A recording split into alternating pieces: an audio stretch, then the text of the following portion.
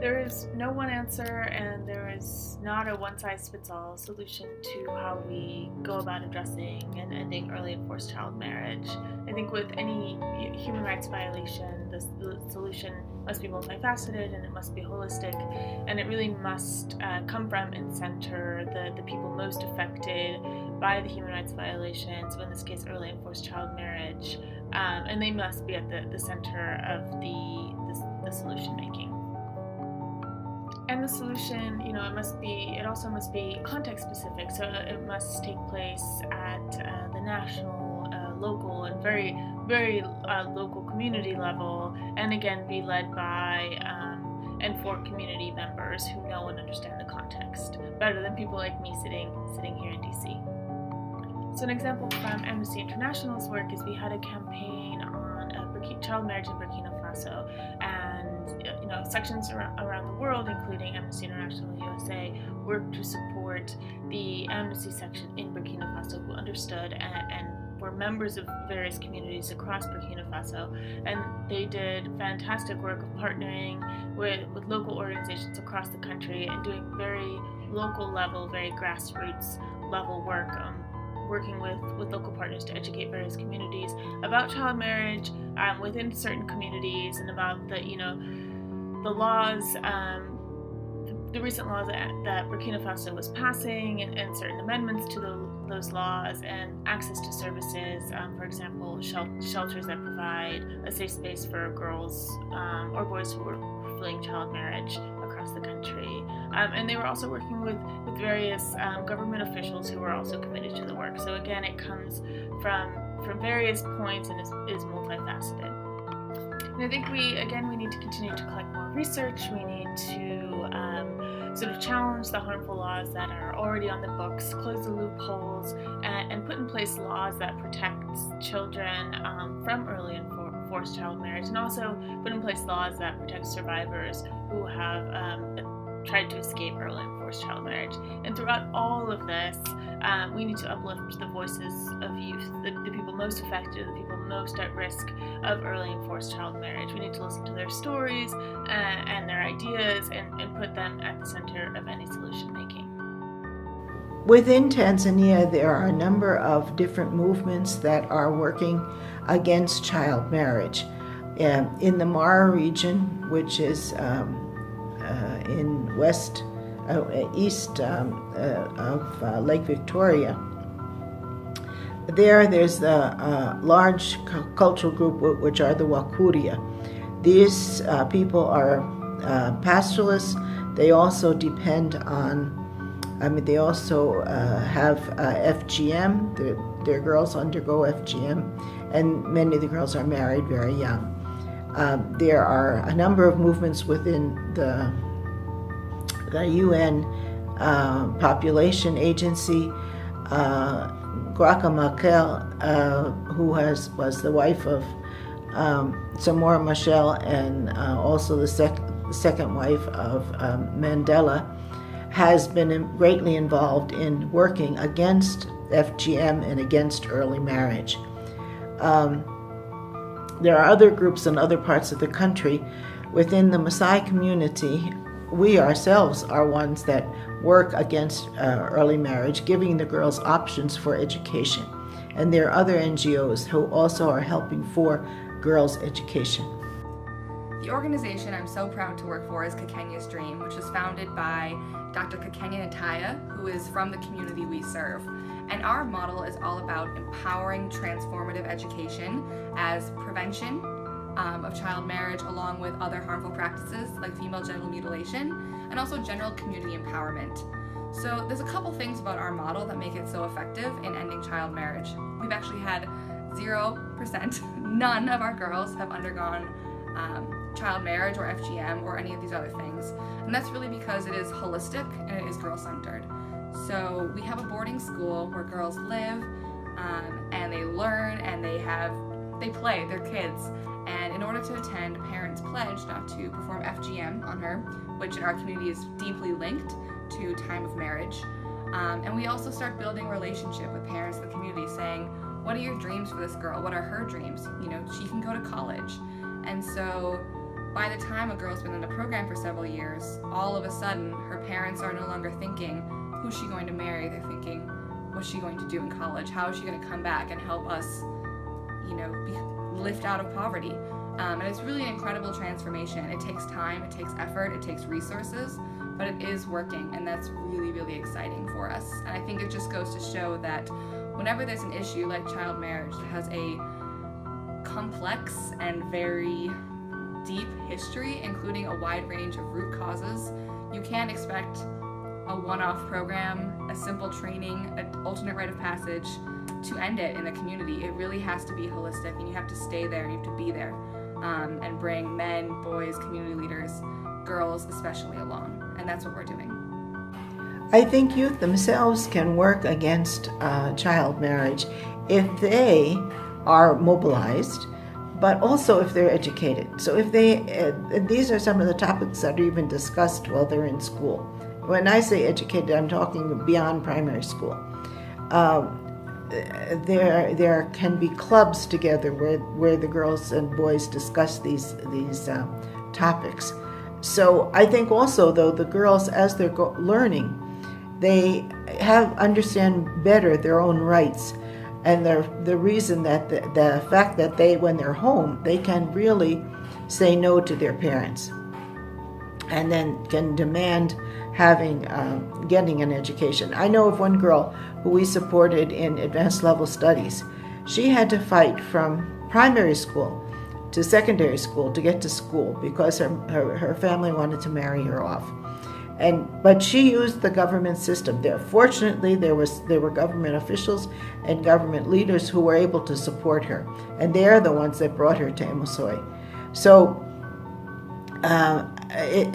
it depends very much on the person, and the youth themselves, or the young women themselves, really have to have a lot of courage and determination to insist that they will be going against the grain, going against their customs. Instead of bringing about change, the only way you can bring about change is to delay the girls in school. Delay the girls in school, because when a girl has had an education, then she cannot be taken on as a wife. At 15 years, 18 years in Uganda, a girl is between secondary school, senior 4, senior 5, senior 6. So within that time, if a girl is still at school, then she has known the value of having an education. She has known the value of being a self-reliant woman in the future. She has known the value of having herself educated for the best of her family. So when we delay the girls in school, it means we are delaying marriage and we are delaying pregnancy at the same time. The government has come up through the Ministry of Gender to enforce the law, the Children's Statute. A child is anyone below the age of 18. So anyone below the age of 18 is not supposed to get married. In the recent past, we've seen girls who have been forced into marriage, especially in the Muslim communities. Police has come in, civil society organizations have come in, and all this is done to help the girls to stay out of marriage because they are too young. Some families are looking at poverty, and by marrying off their children, they think they are earning a future, they are having money out of them.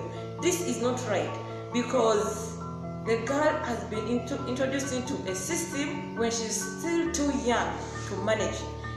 And therefore, when she goes in when she's too young, it means you're going to have issues of maternal health problems occurring to the same girl.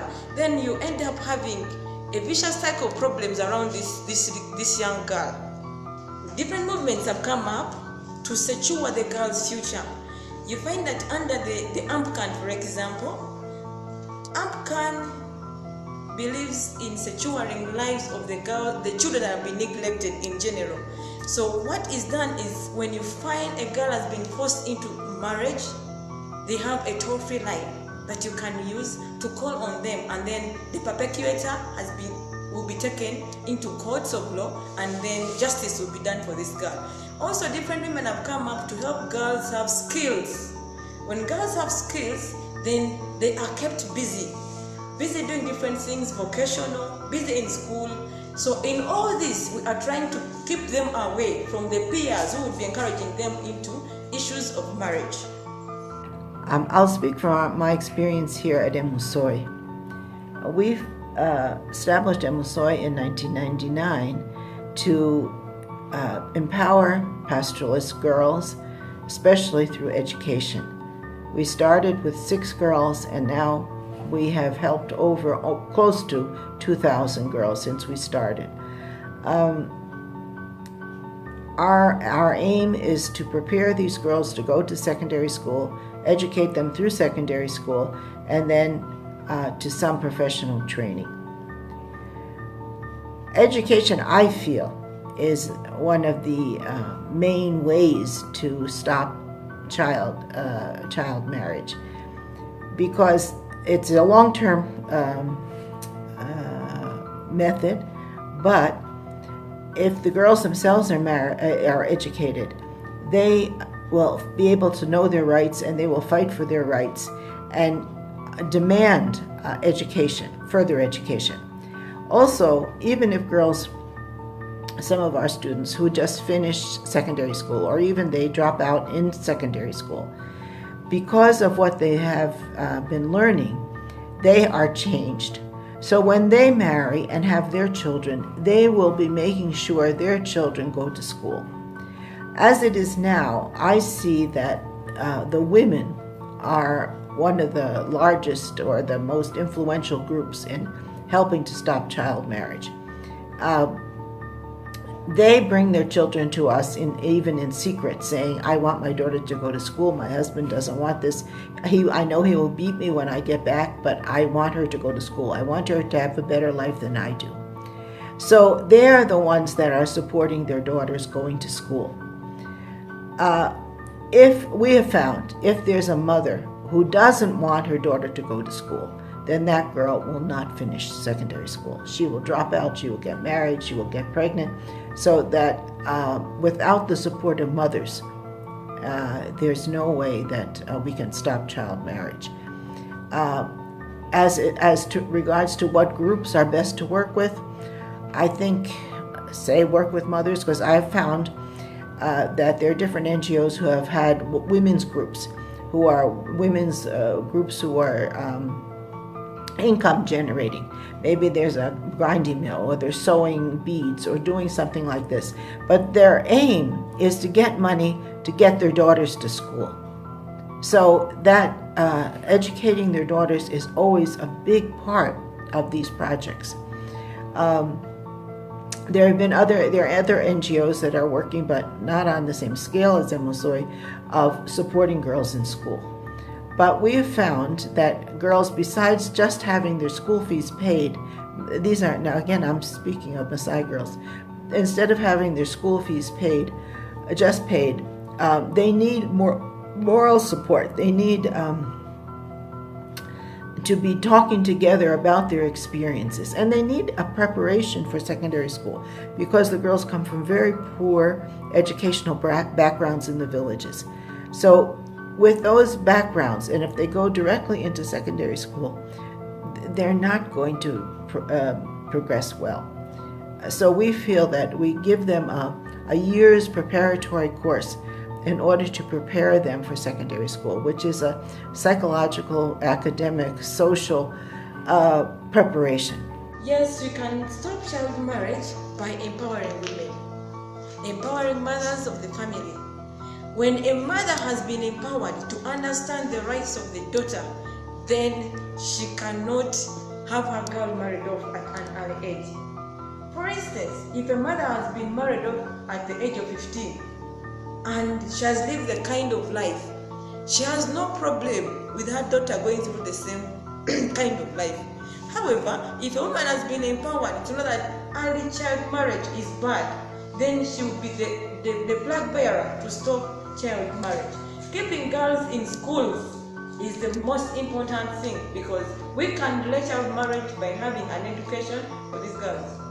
At St. Jude Little Junior School, we believe in empowering the children, and we believe in empowering the girl child. Keeping them in school helps us to postpone the issue of marriage.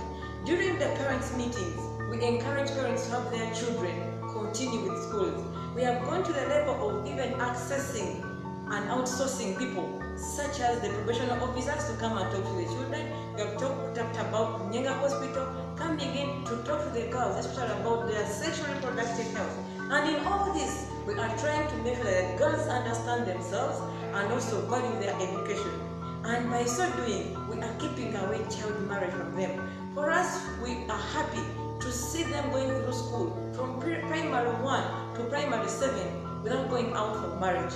And we have not had any cases of any of our children being taken for marriage, especially when they are still with them. So we shall keep talking, creating awareness to the mothers, to the parents, to the community leaders, and also calling upon all civil society organizations to make sure that child marriage stops and does not continue because it endangers the girl child. Community outreach programs are very good, and in this you find that this is where you find the people that we need to target when it comes to stopping child marriage. Community programs such as community meetings and teachings, where we find the communities back in their villages. If it is a landing site, we need to talk to the people at the landing site. We need to talk to the mothers in the markets. We need to talk to the mothers in the gardens. They come together and we discuss at churches, at funeral rites, and all where we have access. The issue of child marriage should be addressed. And in this, we shall be able to postpone child marriage and to keep the girls out of the vice. In our midst to stop child marriage, we should target the mothers, first of all, in the homes.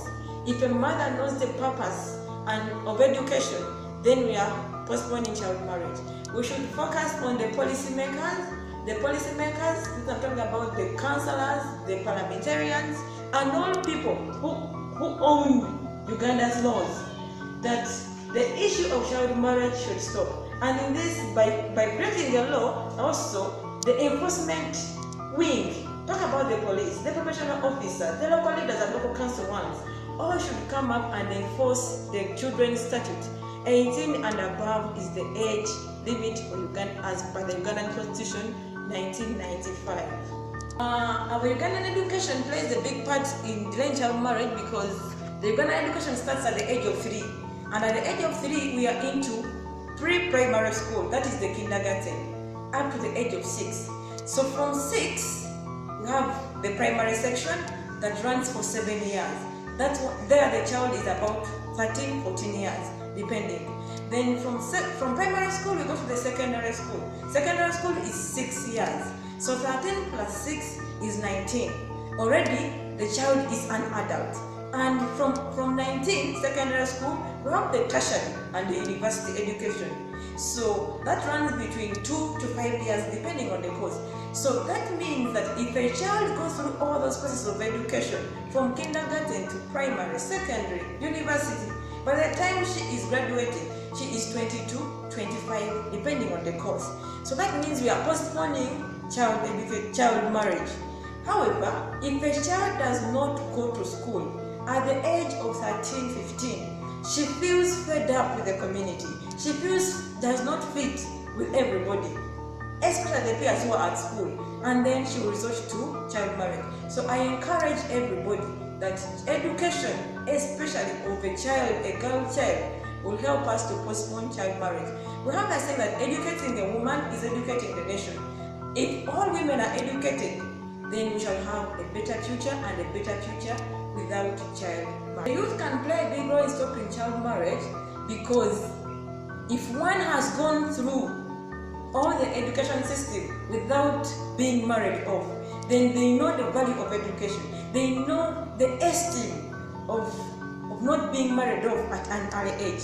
So the youth can be used through drama, through songs, to teach others, also to encourage their siblings, because every youth, whether single or married, they have a family, they have the siblings. So teaching their own siblings the value of education, and also the solution to this problem, like I've already mentioned, is about sensitization, is about education, is about valuing the girls' rights. And at this level, I would like to appeal to all policymakers. I would like to appeal to all people of goodwill I'd like to appeal to the mothers of this nation that we should all come up and stop the vice of child marriage. All the girls should be encouraged to go to school. The government has provided universal primary education, universal secondary education. We should take part in the government services, and in this we are helping to postpone the vice. I'm appealing to all people who are capable of helping the vulnerable girls in the communities with the requirements to stay in school. That would be the best way. And in the community, we should be whistleblowers. Somebody's girl has been taken up for marriage, please blow the whistle harder that we can help challenge the vice of child marriage.